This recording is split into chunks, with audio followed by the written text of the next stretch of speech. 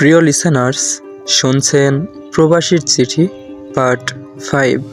মা জিজ্ঞেস করছিল, বাবা আমি কি নিয়ে এসেছি আপনার জন্য। আমি এনেছি বাবা আপনার পছন্দের সোনালি কালারের ঘড়ি। আর বাবা আপনি বলছিলেন ছোট বোনের বিয়ের জন্য অনেক টাকা লাগবে।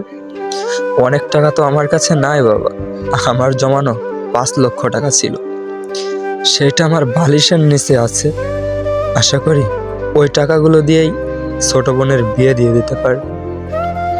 ওহ, আর একটা কথা, আমাদের তো অনেক লেনা দেনা, মাফ করবেন আমি ওই টাকাগুলো পরিশোধ করতে পারি নাই, কিন্তু তোমরা দয়া করে আমার দাফন কাফনের টাকা ধার করে এনে দিও না।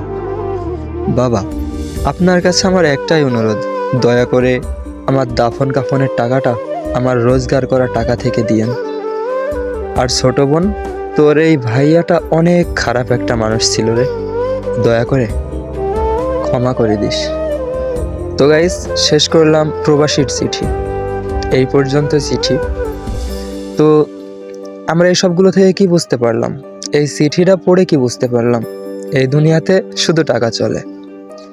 কিছু কিছু বাপ মা টাকা পেলে ছেলেকেও ভুলে যায়, এটাই দুনিয়া। এই দুনিয়াতে যার টাকা আছে তার সব আছে, যার টাকা নাই তার কিছু নাই।